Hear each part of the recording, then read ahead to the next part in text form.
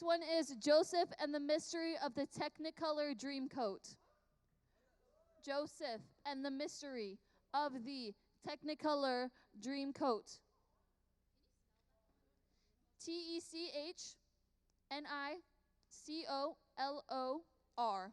Technicolor.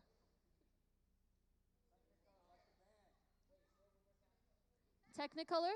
T-E-C-H. Oh, Joseph and the Mystery of the Technicolor Dreamcoat.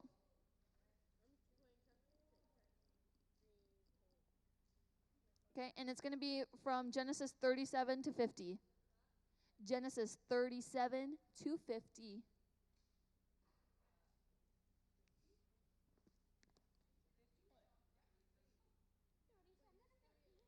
Joseph and the Mystery of his Technicolor Dreamcoat.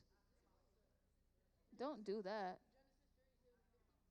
Genesis 37 through 50. Genesis 37 through 50. Genesis 37 through 50. That's the chapters. Chapter 37 all the way to chapter 50. Boy. Okay, lock in.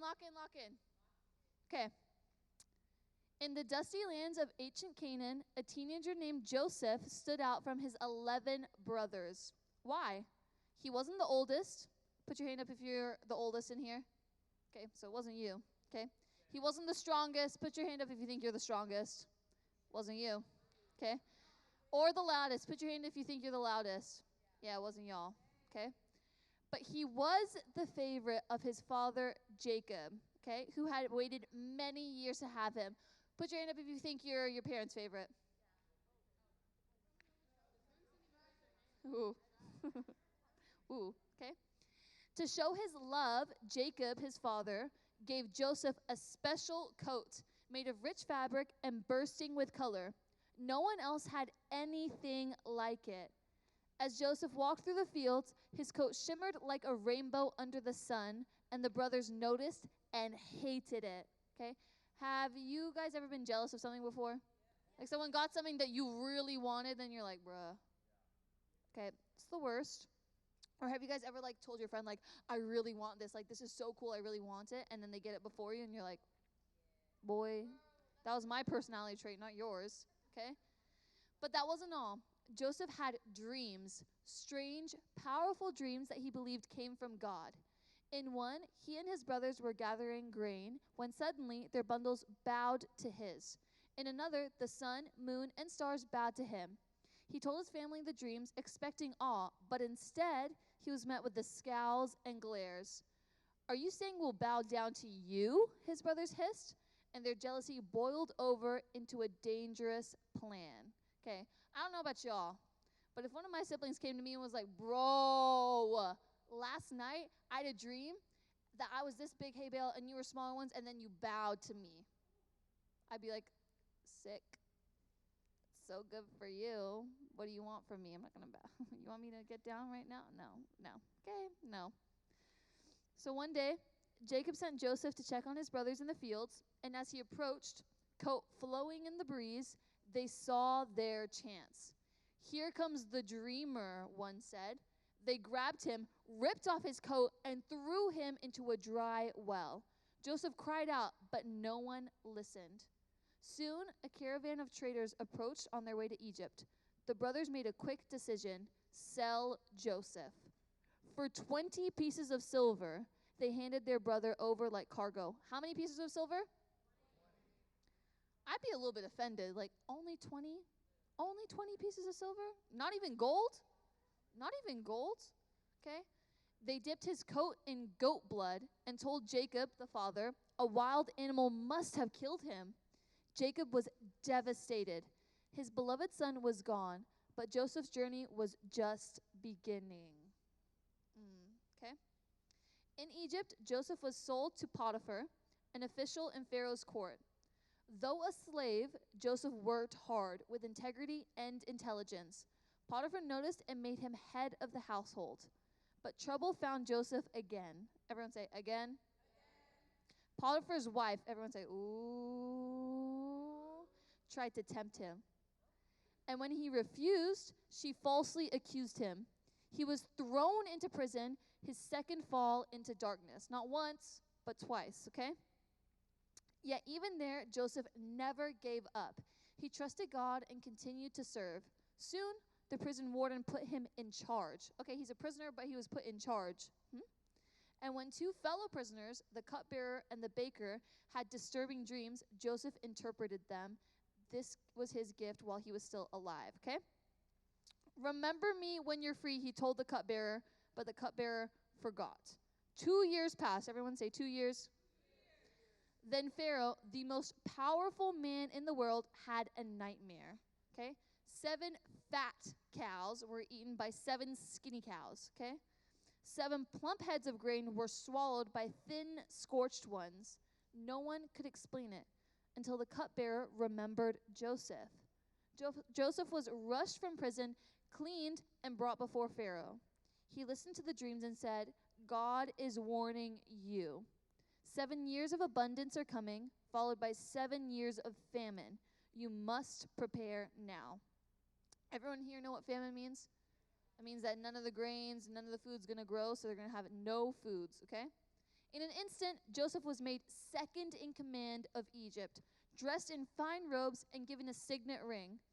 He stored food for 7 years, saving the kingdom from starvation. But far away in Canaan, the famine struck Jacob's family. Hearing that Egypt had food, he sent his sons to buy grain. They bowed before the powerful Egyptian ruler, not knowing he was Joseph. When Joseph recognized them instantly, he didn't reveal himself. Instead, he tested them. He wanted to see if they had changed. He accused them of being spies, imprisoned one, and then demanded they bring back their youngest brother, Benjamin. After many twists and trials, they returned, this time with Benjamin. When Joseph saw his little brother, he could barely hold back tears. He planted a silver cup in Benjamin's sack and accused him of theft, offering freedom to the rest, just as they had abandoned him years ago. But Judah stepped up. Take me instead, he begged. Don't hurt our father again. He already lost one son. That's when Joseph knew they had changed. He sent everyone else out of the room, wept loudly, and said, I am Joseph. Is my father still alive? The brothers were stunned, terrified, but Joseph reassured them. You meant evil against me, but God meant it for good, to save many lives. He hugged them, cried with them, and forgave them fully. Joseph moved his whole family to Egypt, giving them the best land. Reunited with his father Jacob, he wept again. Together they lived in peace for many years. Joseph never let the darkness define him. In betrayal, slavery, prison, and power, he trusted God, used his gifts, and chose forgiveness over revenge. Okay, that's a really crazy story. There's a lot of twists and turns in there, guys. Okay, but my first point for you is God can turn pain into purpose. Write that down. God can turn pain into purpose.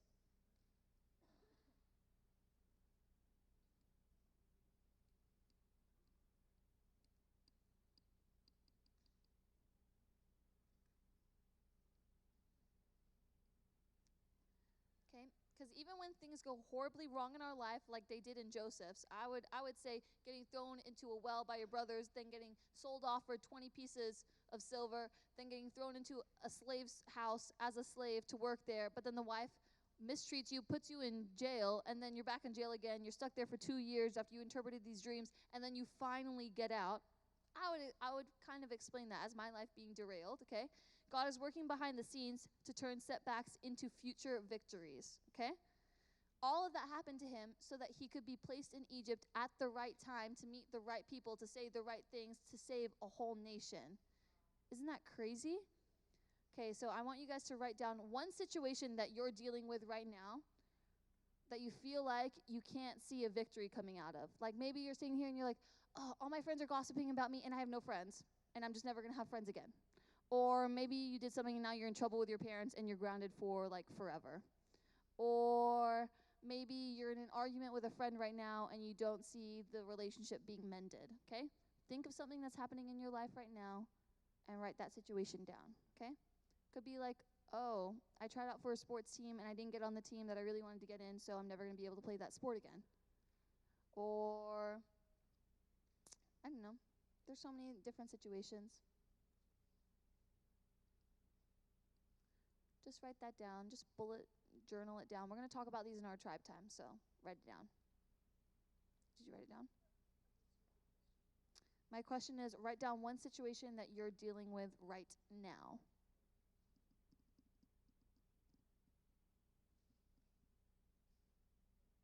Ethan.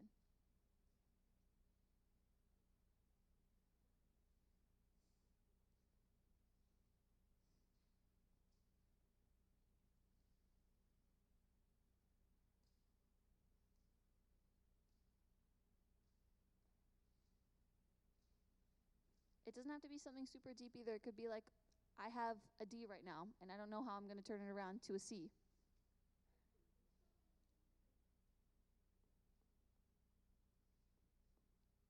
Okay, give me a thumbs up when you're done writing it down. Okay, we'll give the boys a little bit more.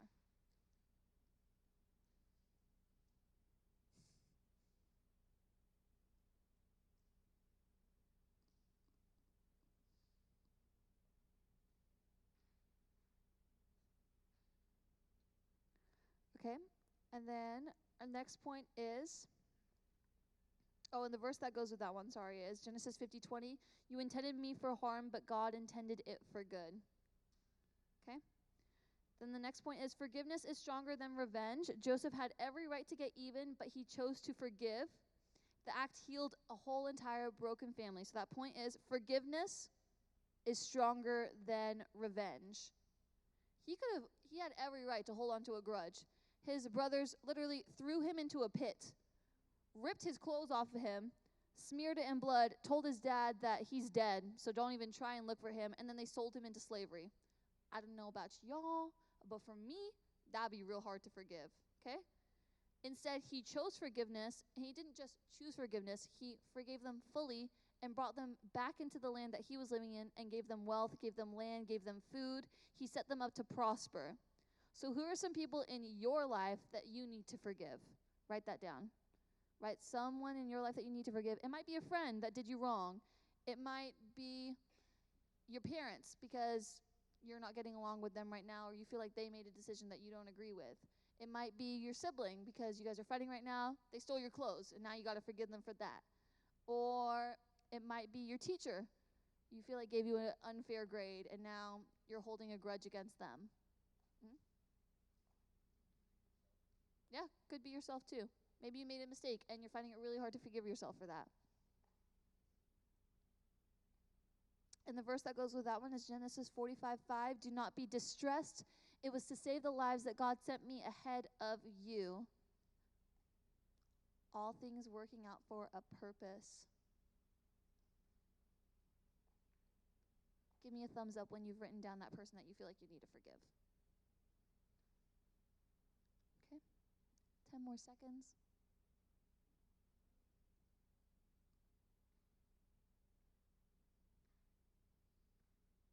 You wrote it down, Joey?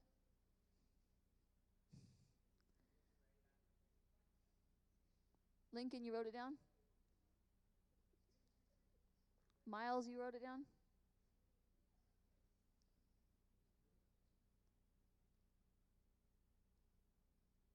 Did you write it down? Girls, you wrote it down? All right, okay, let's move on to the next one. And then Joseph used his talents even when it was hard. So that point is use your talents even when it's hard. Use your talents even when it's hard. Okay? Joseph kept using his gifts even in a prison cell. You have talents that can shine in any situation. God's given every one of you guys unique giftings. So what are yours? Is it that you can play an instrument really well, or you can sing, or maybe you're a really good friend? Maybe you're really good at listening to people. Maybe you're really good at dancing, or maybe you're really good at playing soccer or playing basketball, or maybe you're really good at helping out your parents or looking after your younger siblings. Like, there's so many things that we can be uniquely gifted in. Maybe you're really good at writing. Maybe you're really good at drawing. Write down something that you're really good at. Like, yeah, I can confidently say that I'm pretty good at this more than the average person. Rapping.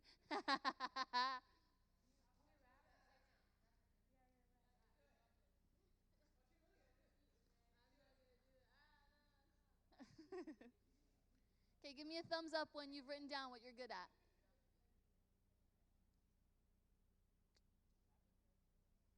Wrapping presents.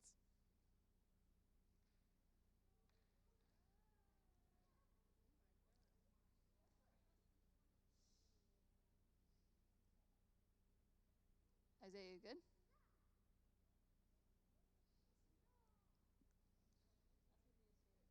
What? Boom shakalaka, yes, Lord. Okay, in the verse that goes with that one, if you're writing down the verses, is Genesis 41:39 through 40. Since God has made all this known to you, you shall be in charge of my palace. Okay, yeah. Genesis 41:39 through 40. Because Joseph used his unique giftings in all situations, no matter where he was, no matter what level it was at, then he was promoted to a high place because he stewarded his gift well in every season. Even when he was unseen in a prison cell with no one there, he still used his gifts.